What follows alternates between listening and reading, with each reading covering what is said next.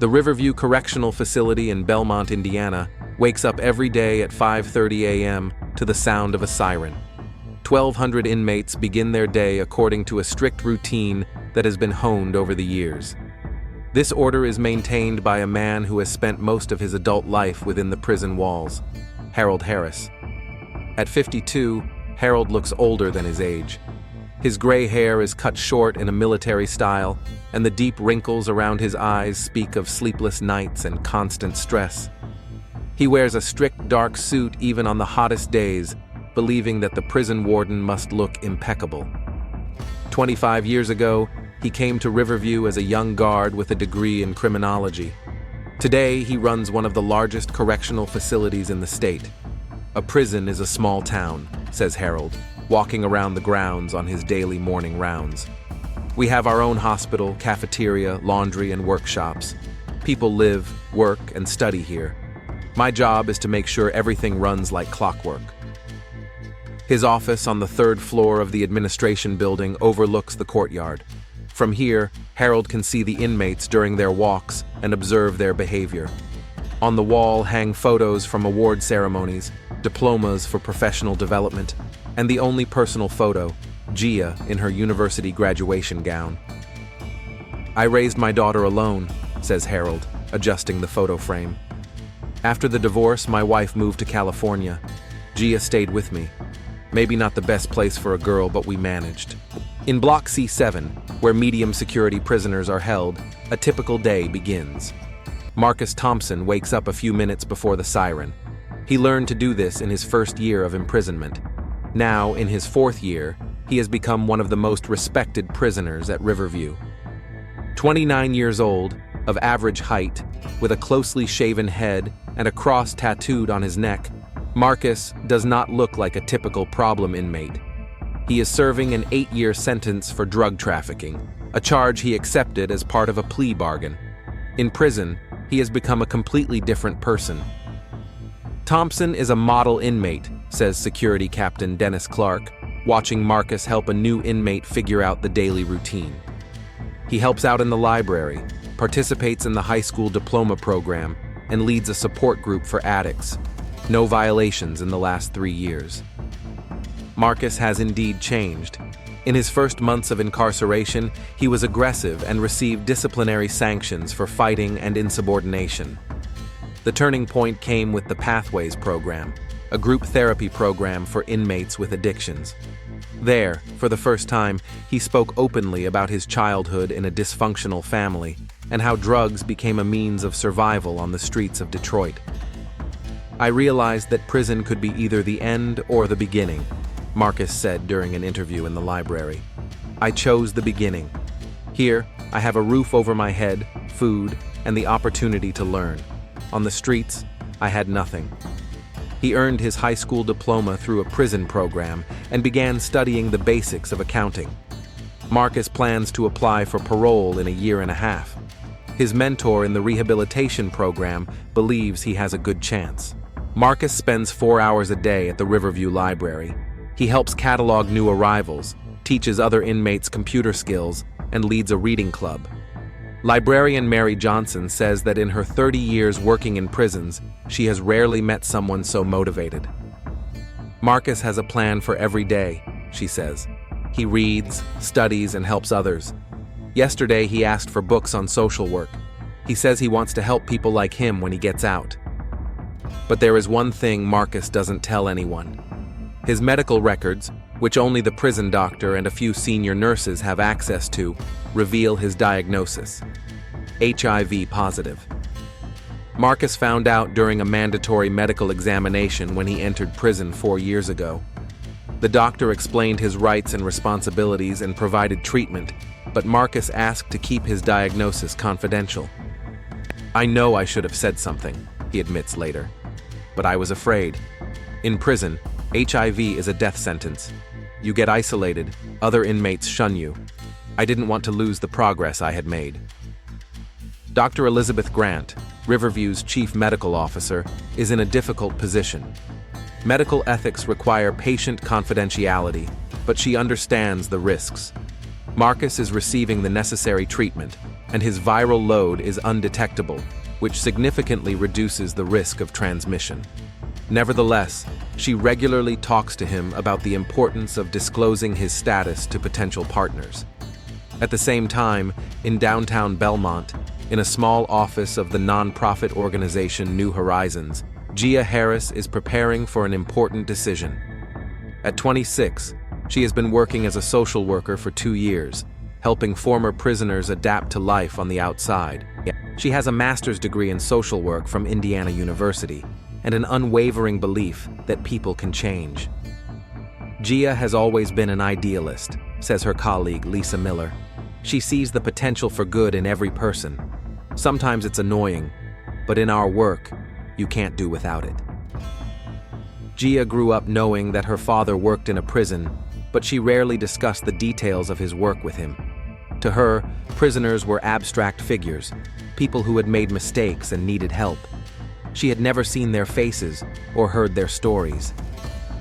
"I want to understand the system from the inside," Gia explains to her supervisor, Robert Chen. "How can I help people adjust after their release if I don't know what they went through inside?" The Second Chance program at Riverview has been in existence for 5 years.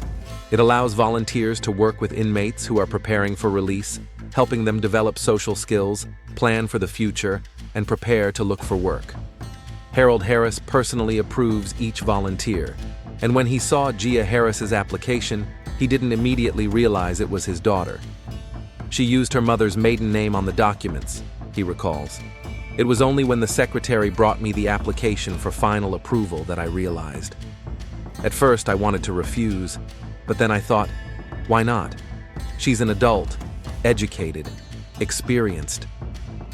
In fact, Harold was proud of his daughter's decision. Over the years, he had seen many volunteers. Some came out of curiosity, others wanted to feel like heroes, but most quickly left when confronted with the reality of prison life. Gia was different. She came with a sincere desire to help. Gia's first day at Riverview is scheduled for next week. She will work with a group of 8 inmates who are scheduled to be released within the next 2 years. Among them is Marcus Thompson, whom Captain Clark recommended as the most motivated participant in the program. "He will be a great example for the others," Clark said. "If anyone can inspire the new participants in the program, it's Thompson." Gia studies the files of the future group members. Marcus's story catches her attention: drug dealing, but a complete transformation in prison. She takes notes and plans questions for the first meeting. She is interested in understanding what causes a person to change so radically. That evening, Harold returns home to his small house in the suburbs of Belmont. Gia prepares dinner, a rare treat for her father, who is used to eating alone. At the table, she talks about the new project, without mentioning the name of the prison. "I'll be working with people who are preparing for release," she says, "helping them plan for the future, look for jobs, rebuild relationships with their families." Harold nods, unaware that tomorrow his daughter will cross the threshold of Riverview for the first time, not as a visitor, but as a participant in the system to which he has dedicated his life. Monday, 7:45 a.m. Gia Harris stands in front of the entrance to the Riverview Correctional Facility, clutching a folder of documents. The massive concrete walls, barbed wire, and guard towers all look much more imposing than she had imagined. In 26 years, this is her first visit to her father's workplace. The entry procedure takes half an hour. Metal detector, bag search, temporary pass with photo. Security guard Tommy Reeves, who has been working here for 10 years, accompanies her to the administration building. "First time in prison?" he asks, noticing her tension. "Yes. I knew it would be serious, but not this serious." "You'll get used to it. The main thing is not to show fear. They can sense it." In the conference room, they are met by Second Chance Program Coordinator Janet Wilson, an energetic 50-year-old woman with a practical approach to everything. "Welcome to the real world," she says, laying out the materials. "Our program works with prisoners who are preparing for release within the next 2 years. Today, you will meet with a group of 8 people. Remember, they are here voluntarily. but that doesn't mean it will be easy. Gia studies the list of names. Marcus Thompson is first on the list. Release date in 18 months, exemplary behavior, active participation in educational programs. Thompson is our star, Janet explains. If you want an example of how the program works, look at him. But remember, everyone has their own story, their own issues. At 10 a.m., 8 inmates enter the group room. Marcus walks in last, letting the others go first. He is dressed in a standard prison uniform, but he looks neat. His shirt is ironed, his shoes are polished. When he sees Gia, a flicker of surprise crosses his eyes. "Good morning," Gia begins. "My name is Gia, and I will be working with you as part of the release preparation program. Tell me about yourselves, about your plans for the future." The first introductions are awkward. The inmates are used to volunteers coming and going. Most respond in monosyllables, avoiding eye contact. But when it's Marcus's turn, the atmosphere changes. "My name is Marcus Thompson. I've been here for 4 years, and I'm scheduled for release in a year and a half. I got my high school diploma and am studying the basics of accounting. I want to work in the field of addiction recovery because I understand the problem from the inside." He speaks calmly, but with conviction. Gia notices how the other inmates listen to him with respect. There is something about Marcus's demeanor that sets him apart from the others. "That's interesting," says Gia. "What led you to that decision?" "I realized that my problem wasn't drugs. The problem was that I didn't know how to live any other way. I want to help others find that path." After class, Gia stays behind to discuss her impressions of the first meeting with Janet. "Did Thompson impress you?" asks the coordinator. "Definitely. He seems genuinely motivated." "He is. But be careful. Not everyone here is what they seem at first glance." For the next 3 weeks, Gia spends 2 days a week at Riverview. The program includes group career planning sessions, individual counseling, and practical job search exercises. Marcus becomes the informal leader of the group, helping other inmates with their assignments. Gia notices that her father has started asking more questions about her work. At dinner, he asks about the details of the program without mentioning where it takes place. "How's your new project going?" Harold asks, cutting into his steak. "It's going well. People are starting to open up and talk about their plans. One of the participants is particularly motivated. He wants to help other people with addiction." "That sounds good. Just remember, people in places like that can be complicated. Not all of their stories are true." Gia nods, but deep down she disagrees with her father. During her time with the program, she has seen sincerity in the participants' eyes, their desire to change. This is especially true of Marcus. Their relationship develops gradually. At first, it's a professional interaction. Gia helps Marcus write his resume and plan his job search after his release. But gradually, their conversations become more personal. "Tell me about your family," Gia asks during an individual consultation. "My mother died when I was 16. Overdose, I never knew my father after her death. I ended up on the streets. Dealing drugs was the only way to survive. That must have been very difficult." "Yes, but now I understand that I could have chosen a different path. There is always a choice, but sometimes we don't see it." Marcus talks about his plans in such detail that Gia begins to believe in their reality. He wants to find a job at a rehabilitation center, get special training, and maybe someday start his own support program. "Do you have any support outside?" she asks. "Not really. My old friends, they're still in that world. I need to start over, find new people." In these moments, Gia sees the loneliness in his eyes. Despite his confidence and motivation, Marcus remains a man without family or support, preparing to enter a world where no one is waiting for him.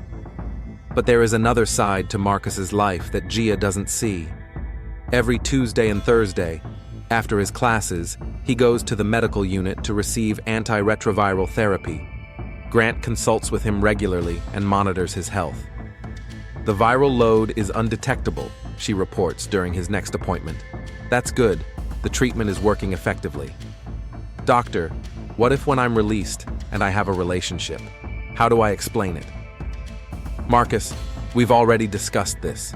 With an undetectable viral load, the risk of transmission is extremely low, but your partner has a right to know. It's a matter of trust and honesty. I understand. It's easier to hide in prison. There are no close relationships there. But on the outside, you will be an adult making adult decisions. I believe you will make the right choice. After the consultation, Marcus returns to his block, where the usual prison routine awaits him. Dinner in the dining hall, an hour in the gym, reading time before lights out. None of the inmates know about his diagnosis. He has become a master of leading a double life. During the day, he is a model participant in rehabilitation programs. In the evening, he is a man with a secret that could destroy everything he has achieved. Sometimes at night, Marcus lies in his cell and thinks about the future. He sincerely wants to help people and sincerely plans to live an honest life on the outside. But the fear of rejection, the fear of losing everything because of his diagnosis, keeps him silent. He tells himself that he will tell when the time comes, when he finds the right person, when he is ready. At the end of the month, the program organizes a special event, a presentation of the participants' plans. Each inmate must present a detailed plan for their first 6 months of freedom. Marcus prepares for this especially carefully. The first month will be spent looking for housing and temporary work, he tells the group. The second month will be spent submitting documents to rehabilitation centers in the city. The third month will be spent starting volunteer work to gain experience. Gia listens to him with admiration. The plan is detailed, realistic, and shows the seriousness of his intentions. After the presentation, she approaches him. Great job, Marcus. It's clear that you've really thought this through. Thank you. Your help has meant a lot. You're the first person in a long time who has believed in me. At that moment, something more than a professional relationship develops between them. Gia senses this and takes a step back, reminding herself of boundaries. It's my job, Marcus, but I'm glad I can help. When I get out, maybe we can stay in touch, as friends? We'll see. First, you need to focus on getting out. That evening, Harold notices that his daughter seems pensive. Is everything okay? You seem agitated. Just thinking about work. Sometimes it's amazing how much people can change if you give them a chance. Gia, remember, people say what they think you want to hear, especially when their future depends on it. Dad, not everyone is cynical. Some people genuinely want to be better. Harold looks at his daughter with concern. Her idealism reminds him of himself 20 years ago, when he believed he could change the system from within. But years of working in prison have taught him to be cautious. The following week, during their one-on-one consultation, Marcus broaches the subject that has been troubling him for the first time. Gia, what if a person has health problems, things that could affect his future relationships? What do you mean? Well, for example, chronic illnesses. How do you explain that to potential partners? Honesty is the foundation of any relationship, Marcus. If a person truly loves you, illness will not be an obstacle. And if it is, then that person is not the one for you. Marcus nods, but Gia sees something unspoken in his eyes. She begins to suspect that there is something specific behind his questions, but she doesn't dare to press him. After 2 months of working in the Second Chance program, Gia has become a regular part of life at Riverview. The guards know her by sight, and inmates from other blocks sometimes stop her in the hallway to ask about the possibility of participating in the program. She feels that she is doing important work. Harold still doesn't know exactly where his daughter works. Gia doesn't lie to him directly, but she avoids mentioning specific places and names. She understands that sooner or later the truth will come out, but for now, she wants to focus on her work. How's the rehabilitation program going? He asks at dinner on Friday. Good, one of the participants is making particularly good progress. I think he really has a chance to start a new life. I hope you're not getting too emotionally involved. Remember your professional boundaries. Gia nods, but deep down she knows that the boundary is already blurring. Marcus has become more than just a client to her. He is a person whose fate she sincerely cares about. 3 months later, the relationship between Gia and Marcus crossed an invisible line. It happened gradually, first with longer individual consultations, then chance encounters in the hallways, and finally secret conversations in the library after class officially ended. "I've never met anyone like you," Marcus says during one of these meetings. They are sitting in a far corner of the library, where the surveillance cameras have a blind spot. "You see things in me that I don't see in myself." "Marcus, I'm just helping you see your potential," Gia replies, but her voice trembles. She knows she is crossing all professional boundaries. "No, it's more than work. I can feel it, and so can you." That day, they touched each other for the first time. Just their hands met on the table, but the electricity between them was undeniable. Gia pulled her hand away, but it was too late. "We can't," she whispers. "I know. But in a year and a half, I'll be free. Maybe then." "Marcus, I don't know. It's complicated." In the weeks that follow, their secret meetings become regular. Marcus tells Gia about his dreams with such passion that she begins to see them through his eyes. A house in the suburbs, a job at a rehabilitation center, the opportunity to help people who have gone through the same thing he has. "When I get out, I want to start a new life right away," he says. "No ties to the past, no old habits. I want to be worthy of you." Gia realizes she is falling in love with this man, with his strength, his determination to change, his dreams for the future. She begins to imagine their life together, even though she knows how unrealistic it is. On November 4th, after a particularly emotional conversation about Marcus's plans, the inevitable happens. In the library, hidden from prying eyes by bookshelves, they kiss. It lasts only a few seconds, but it changes everything. "I didn't plan this," Marcus says. "Me neither, but I don't regret it." "Gia, there are things about my past that you need to know. Later. Right now, we need to be careful." But Marcus doesn't finish his sentence. Guilt eats away at him. Every time he looks at Gia, he remembers his diagnosis. Several times he tries to bring it up, but the fear of losing her stops him. 2 weeks later, their relationship becomes more intimate. Gia comes to the prison on Saturday, ostensibly to prepare materials for the following week. Marcus is working in the library. He has special permission to leave on weekends for good behavior. "We're playing with fire," Gia says, but she doesn't stop.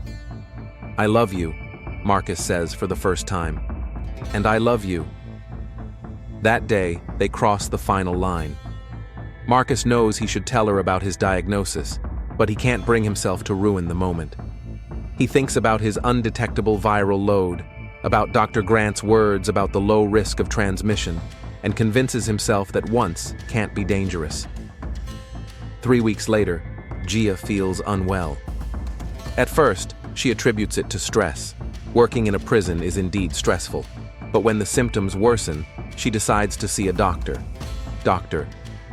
Sam Mitchell, Gia's family doctor for 5 years, conducts a standard examination: elevated temperature, enlarged lymph nodes, general weakness. The symptoms could indicate many illnesses. "When did this start?" he asks. "About a week ago. I thought it was a cold, but it's not going away." "Have you had unprotected sex in the last few months?" Gia hesitates. "Yes, but it was someone I trusted." "Gia, I want to run a full workup, including an HIV test. It's standard procedure with these symptoms." "HIV? Doctor, I think that's unnecessary. Better to be safe than sorry. The results will be ready in 3 days." Those 3 days are hell for Gia. She can't concentrate at work, avoids meeting Marcus, makes up excuses. The thought of a possible diagnosis seems absurd. Marcus is a model prisoner. He has gone through rehabilitation programs. He couldn't hide something so serious. On Friday morning, Doctor. Mitchell calls. Gia, I need you to come to the clinic. Today. Are the results ready? Yes, we need to talk in person. In the doctor's office, Gia sees the answer in his eyes before he even speaks. Gia, the HIV test is positive. I'm very sorry. The world around her stops. The doctor's words about the early stage, about modern treatments, about how this is not a death sentence, pass her by. She can only think of one thing. Marcus knew. He had to know. Doctor, what do I do now? We'll start treatment immediately. With early diagnosis, the prognosis is very good. But I need to know, who is your partner? He needs to be tested too. It's complicated. Gia, this is important for public health. I can't talk about this right now. Gia leaves the clinic in a state of shock. She gets into her car but can't drive. Her hands are shaking. Her mind is in chaos. Marcus deceived her. The man she trusted, the man she loved, knowingly put her at risk. The next day, Saturday, she arrives at Riverview. The security guards are surprised. The Second Chance program doesn't operate on weekends, but Gia has a special pass for preparatory work. In the library, she finds Marcus cataloging new arrivals. When he sees her, his face lights up with a smile. Gia, I wasn't expecting you today. How are you? Marcus, we need to talk. Something in her tone makes him wary. What's wrong? I know. What do you know? About your diagnosis. About HIV. Marcus's face pales. Gia, I can explain. Explain? You infected me, Marcus. You knew and you kept quiet. I wanted to tell you, but what? Were you afraid I'd leave you? So you decided to ruin my life? My viral load is undetectable. The doctor said the risk is minimal. Minimal but not zero, and it was my decision to make. Marcus tries to get closer to her, but Gia steps back. Gia, I love you. I didn't mean to. Don't you dare talk about love. Love is honesty, it's trust, and you betrayed me. At that moment, security guard Tommy Reeves enters the library. He sees their tense conversation and approaches them. Is everything all right, Miss Harris? Yes, I'm leaving now. Gia quickly leaves the library, leaving Marcus alone with his guilt. He realizes that he has lost the most important thing in his life, and that no excuses will restore her trust. That evening, Harold Harris reviews the weekly security reports in his office. Among the other documents is a summary of visitors for the week. His eye catches a familiar name on the list of Saturday visitors, Gia Harris. At first, he thinks it's a mistake or a coincidence, but when he checks the archives, he discovers that this name has appeared regularly in the reports for the past 3 months. His daughter works in his prison. Tommy, he calls the guard on the intercom. Reeves appears in the office a few minutes later. Sir? Gia Harris, Second Chance Program volunteer. What can you tell me about her? Good worker, sir. The inmates respect her. But today was strange. What exactly? She was in the library with Thompson. They looked upset, like they had a fight. Harold feels something cold tighten in his chest. A fight? Yes, sir. She was very upset and left quickly. Thanks, Tommy. That's all.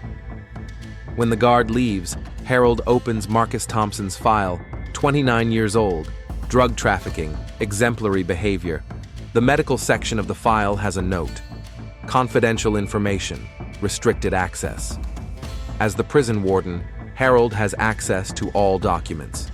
He opens the medical chart and sees the diagnosis: HIV positive status, regular treatment, undetectable viral load. The pieces of the puzzle fit together into a terrifying picture. His daughter works with an HIV positive inmate. Today, they had an argument. What if Harold calls home? Gia doesn't answer. He tries calling a few more times, then decides to drive home immediately. He finds his daughter in her room, lying on her bed with her face to the wall. When he knocks on the door, she doesn't answer. Gia, open up. I need to talk to you. Leave me alone, Dad. Gia, I know you work at Riverview. I know about Thompson. Silence. Then the sound of a lock opening. Gia looks terrible.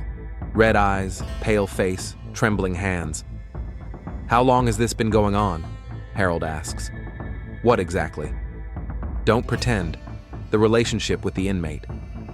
Gia looks at her father and realizes that denial is pointless. 3 months, but it's not what you think. Not what?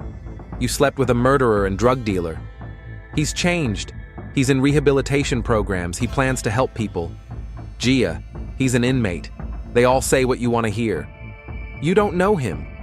I know him better than you think, and I know he's HIV positive. Gia freezes. How do you know? I have access to medical records. Gia, tell me you're not...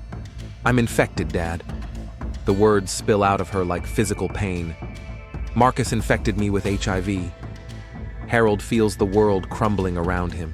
His only daughter, his pride and joy, the person he has lived for the last 20 years, destroyed by the criminal he kept in his prison. Did he know? His voice becomes dangerously quiet. Yes, he knew and didn't tell me. That bastard deliberately infected you? Dad, he says the viral load was undetectable. Undetectable doesn't mean zero. He stole your future. Harold turns and walks to the door. Dad, where are you going? To take care of this. Don't do anything stupid, please. But Harold is already leaving. There is only one thought in his head. The man he protected, fed, and treated has ruined his daughter's life, and there must be retribution for that Sunday, 11:45 p.m. Block C7 is immersed in the silence of the night. Most of the prisoners are already asleep. Only the occasional footsteps of the guard on duty can be heard in the corridor. Marcus Thompson lies on a narrow bunk in his single cell, staring at the ceiling. Sleep does not come. Images of his last meeting with Gia, her words full of pain and anger, spin around in his head. The sound of an electronic lock opening makes him turn his head. A silhouette in dark clothing stands in the doorway. The face is hidden in shadow, but the gait is confident, familiar with prison routines. Who's there? Marcus whispers, sitting up on his bunk. The visitor enters the cell and quietly closes the door behind him. Something glitters in his hand in the dim light of the hallway lamps. You know who I am. The voice is low, full of restrained rage. Marcus recognizes the voice and feels the blood freeze in his veins. Listen, I can explain. Explain? You ruined the life of an innocent man. My child. I didn't mean to. The viral load was undetectable. Shut up. The glint of metal draws closer. Marcus tries to crawl toward the wall, but the cell is too small. He opens his mouth to scream, but the sound sticks in his throat with fear. Please, I love her. Love? You call that love? The blow lands right between his ribs. Marcus feels a sharp pain, then warmth spreading across his chest. He tries to breathe, but something other than air enters his lungs. You got what you deserved. A second blow, a third. Marcus can no longer resist. His eyes close, and the last thing he hears is the sound of the door closing. Monday, 6 a.m. Guard Bill Morris begins his morning rounds of Block C7. 20 years of service at Riverview have taught him to notice any deviations from the norm. Today, something is wrong in cell 247. Thompson, wake up, he shouts, banging his baton on the bars. No response. The prisoner is lying on his bunk in an unnatural position, not moving. Thompson. Morris opens the cell and enters. What he sees makes him grab his radio. Medical emergency in C7, cell 247, immediately. Marcus Thompson is lying on his back, his prison shirt soaked with blood. 3 stab wounds to the chest, his eyes open and staring into nothingness. Morris checks his pulse, even though he already knows the answer. Within 15 minutes, the cell is filled with people. Dr. Grant pronounces him dead. The photographer documents the crime scene, and Captain Clark organizes the isolation of the block. Harold Harris arrives half an hour after the call and professionally directs the operation. No one is to leave the block. Complete isolation until the police arrive, he orders. His face is stony, his voice steady. Separate the guards who are on duty for questioning. At 7:30 a.m., Detective James Cole of the Belmont Police arrives at Riverview. 38 years old, 15 years on the force, the last 8 specializing in homicides. Tall, thin, with piercing gray eyes, he looks like a man who has seen a lot and is surprised by little. "What do we have?" he asks Harold, putting on gloves. Inmate Marcus Thompson, 29 years old, found dead in his cell at 6 a.m., 3 stab wounds to the chest. Weapon? Not found. Most likely homemade, made from prison materials. Cole enters the cell and carefully examines the crime scene. There is blood on the bunk and the wall, but not on the floor. There are minimal signs of a struggle. Marcus's personal belongings are untouched. "Looks like a targeted killing," he says. "Not a robbery, not a random fight. Someone came here with a specific purpose." "There's always conflict in prison," Harold replies. "Drugs, debts, turf wars." "Did Thompson have any enemies?" "Not according to our records. He's been a model prisoner for the last 3 years, participated in rehabilitation programs." Cole takes notes in his notebook. "I need a list of everyone who had access to this block last night. Guards, medical staff, administration. Of course, Captain Clark will provide all the necessary information." The detective spends the next 2 hours interviewing the night shift guards. Their statements coincide. A quiet night, no incidents, last rounds at 11:30 p.m., all inmates in their cells. "Did anyone see any outsiders in the block?" Cole asks guard David Brown. "No, sir. After lights out, the block is locked. Only personnel with the appropriate passes can enter." "How many people have such passes?" "The shift guards, medical staff, Captain Clark, Chief Harris, maybe a few more people from the administration." Cole questions prisoners from neighboring cells. Most claim they were asleep and heard nothing. But one, Raul Mendez, serving time for armed robbery, provides interesting information. "I heard voices around midnight," he says, "from Thompson's cell. Quiet, but I'm a light sleeper." "How many voices?" "2. Thompson and someone else. I couldn't make out the words, but the tone was tense." "Did you recognize the second voice?" "No, but it wasn't an inmate." "Why do you think that?" "The way he spoke, confident, authoritative, like a guard or an administrator." This information causes Cole to reconsider his initial theory about a conflict between inmates. If the killer is a prison employee, that changes everything. At 11 a.m., the detective meets with Dr. Grant for a preliminary medical report. 3 stab wounds, she reports.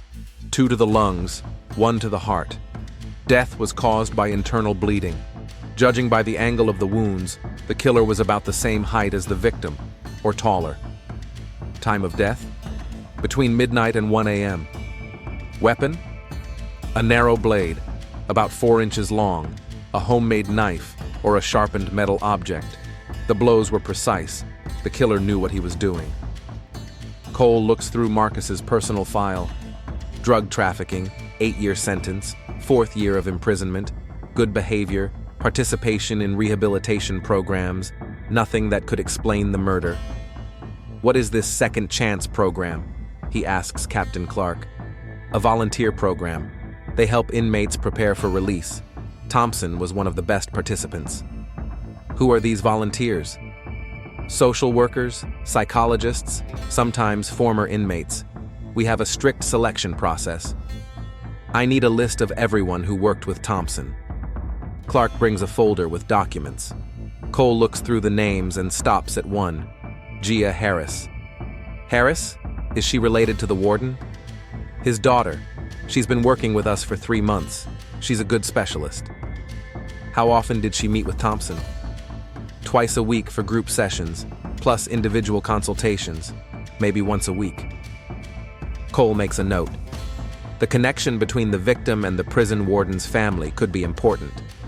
At 1 o'clock in the afternoon, he interviews program coordinator Janet Wilson. Marcus was a model participant, she says. Motivated, helpful to others, making real plans for the future. Did he have any conflicts with other program participants? No, on the contrary. He was the informal leader of the group. What about his relationship with the volunteers? Janet hesitates. Professional. Although... What? Lately, I've noticed that Gia Harris has been spending more time with him than with the others. The individual consultations have been dragging on. Is that normal? Within acceptable limits. But sometimes the boundaries can become blurred. Cole realizes he has stumbled upon an important thread. The relationship between the volunteer and the inmate, the prison warden's daughter, the sudden murder. Too many coincidences. At 2:30 p.m., he requests a meeting with Harold Harris in his office. Mr. Harris, I understand that your daughter worked with the victim in the Second Chance program. Yes, Gia has been participating in the volunteer program for several months. Did you know about her work with Thompson? Harold hesitates for a split second. I knew she was working with a group of inmates. We didn't discuss specific names. Where were you last night between midnight and 1 a.m.? At home, sleeping. Who can confirm that? My daughter. We live together. Cole makes a note, an alibi that needs to be verified. Mr. Harris, did you have access to Block C7 last night? As the warden, I have access to all parts of the facility at any time, but I didn't leave the house after 10 p.m. Understood. I'll need to talk to your daughter. She's going through a difficult time. Perhaps we should wait. Mr. Harris, this is a murder investigation. The sooner we get all the information, the sooner we'll find the killer. At 4 p.m., Cole arrives at the Harris home. Gia looks terrible, pale, with red eyes, clearly sleep-deprived. She sits down in the living room, nervously clasping her hands. Miss Harris, I'm investigating the murder of Marcus Thompson. I understand you worked with him on the Second Chance program. Yes. Her voice is barely audible. What was your relationship with Mr. Thompson? Professional. I was helping him prepare for his release. Only professional? Gia looks at her father, then back at the detective. Yes. When was the last time you saw him? On Saturday, during a work meeting. How did he seem? Was he worried about anything? He seemed upset. We were discussing his plans, and he was unsure about some aspects. Cole senses that she is hiding something important, but he doesn't press her yet. Where were you last night between midnight and 1 a.m.? At home, in my room. Was your father home? Yes. I think so. I went to bed early. Did you hear him leave or come back? No. After the interview, Cole returns to the police station to analyze the information he has gathered. He has several important leads: the prisoner's testimony about voices in the cell, the connection between the victim and the prison warden's family, and inconsistencies in the father and daughter's testimony. But most importantly, his intuition tells him that Gia Harris is hiding important information about her relationship with Thompson. And if that relationship was more than just professional, it could have given her father a motive for murder. On Tuesday morning, Detective Cole arrived at Riverview with a warrant to seize the CCTV footage. Security Chief Mike Torres, a 20-year veteran of the prison system, escorted him to the central control room. The system records everything 24 hours a day, Torres explained as he sat down at the console. The archive is stored for 30 days, then automatically deleted. Cole studied the camera layout on the monitor. 138 cameras covered virtually the entire prison, including corridors, courtyards, entrances, and exits. But there were blind spots, showers, toilets, and, as he noticed, some corners of the library. Show me the recordings from Sunday, from 10 p.m. to 2 a.m. on Monday. Torres started playback in fast-forward mode. Cole watched the screens closely, especially the cameras covering the entrances to Block C7 and the administrative area. At 11:47 p.m., the camera at the service entrance captured a figure in dark clothing entering the building. The quality of the recording did not allow for a clear view of the face, but the gait and build seemed familiar to Cole. "Can you zoom in? The system is old. The resolution isn't very good." Torres zoomed in, but the face remained blurry. "Who has keys to the service entrance?" "The chief, the deputies, the security captain, a few senior staff." Cole continued watching. At 0023, the same figure appeared on the camera in the corridor of Block C7, heading towards the cameras. At 0051, it exited the block. At 0058, the figure left the building through the same service entrance. Is there a log of service entrance usage? There should be, but not everyone records their entry time during non-working hours. Cole requested the logs for the last 3 days, and a list of employees with access to the service entrance, Harold Harris, was on both lists. The next step was to analyze the electronic access system records. Each employee used a personal card to enter the building and specific areas. Cole studied the logs for Sunday night. 11:46 p.m.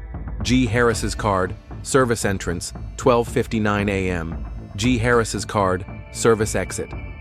The timestamps matched the video recordings exactly. Harold Harris was in jail at the time of the murder and lied about spending the night at home. But Cole had no direct evidence that Harris had committed the murder. He needed a motive. The detective decided to look deeper into the relationship between Gia and Marcus. He returned to program coordinator Janet Wilson with more specific questions.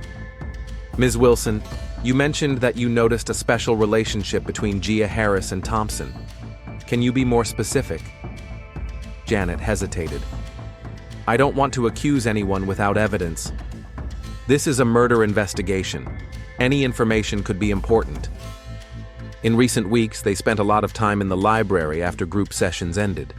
Officially, these were individual consultations, but the atmosphere between them was different. "What do you mean?" They didn't look at each other as a social worker and a client. On Saturday, when Gia came in supposedly to prepare materials, I saw them in the library. They were sitting very close together, whispering. Cole requested the library's security camera footage for the past month. What he saw confirmed Janet's suspicions. The footage showed clear intimacy between Gia and Marcus. They held hands and leaned their heads toward each other while talking. In the November 4th recording, the camera captured them kissing in the far corner of the library, where they thought they were out of sight. Now Cole had a clear picture. Gia Harris was in a romantic relationship with an inmate. If her father found out about it, it could have been a motive for murder. But he needed to understand what exactly led to the murder on that particular night. Cole decided to take a closer look at Marcus's medical records. Dr. Grant was reluctant to provide the information, citing medical confidentiality, but a court order forced her to cooperate. Thompson was HIV positive, she reported. He was diagnosed 4 years ago when he entered prison.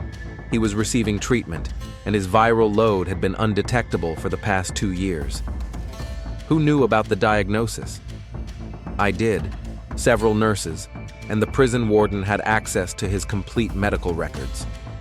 Did Thompson tell anyone about his status? No, he asked for confidentiality. I spoke to him several times about the importance of informing his partners, but he refused. The puzzle was coming together.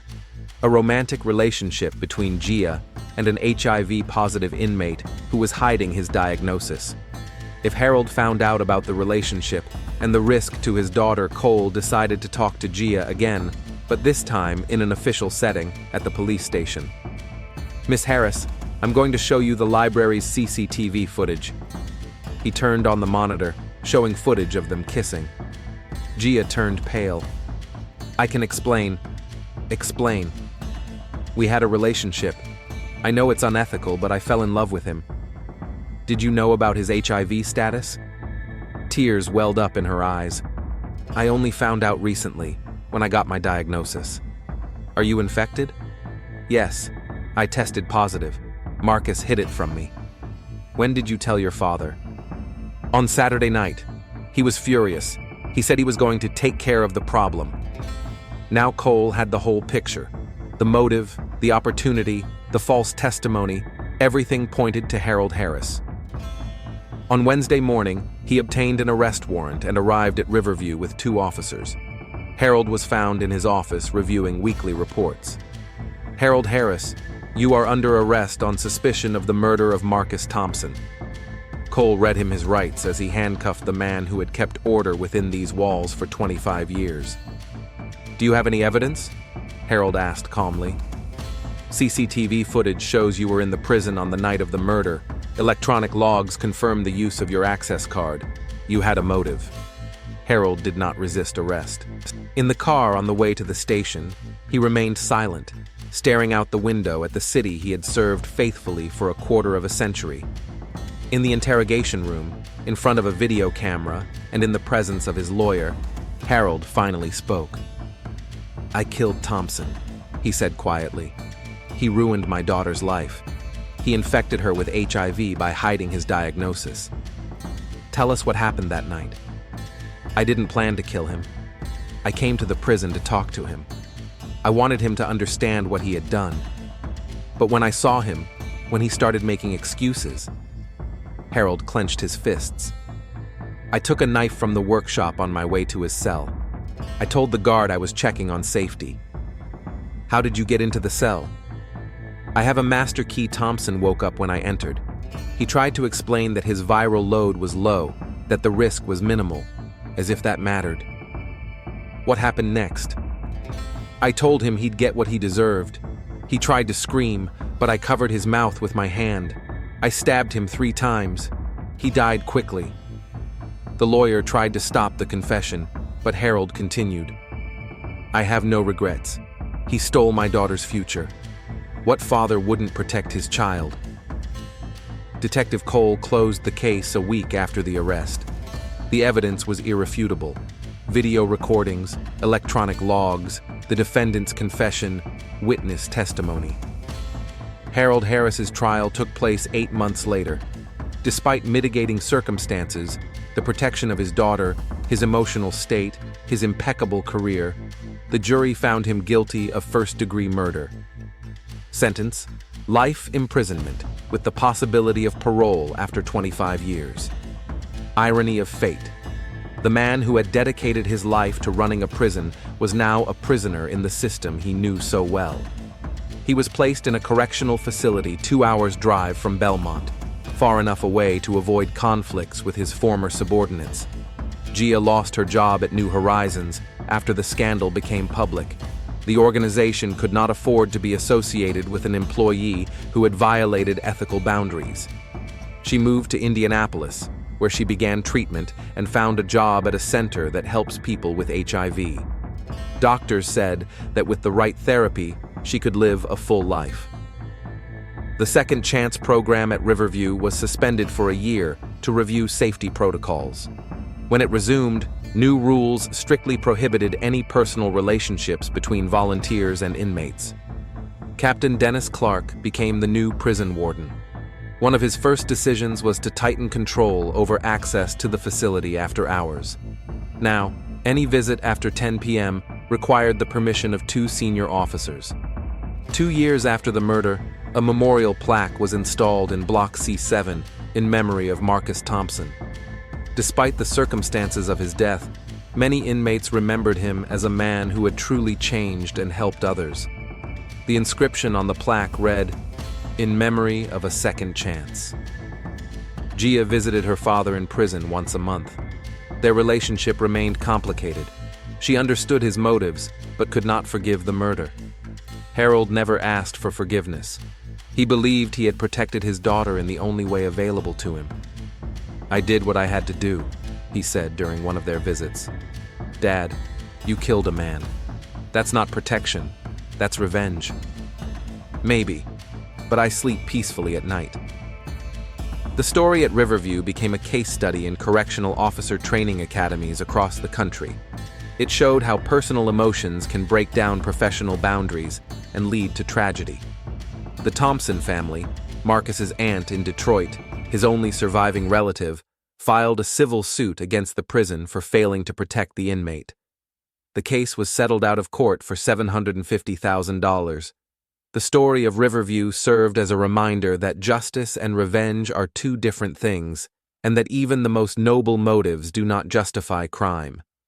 In a world where people make decisions influenced by fear, love, and rage, the line between protection and destruction is often thinner than it seems.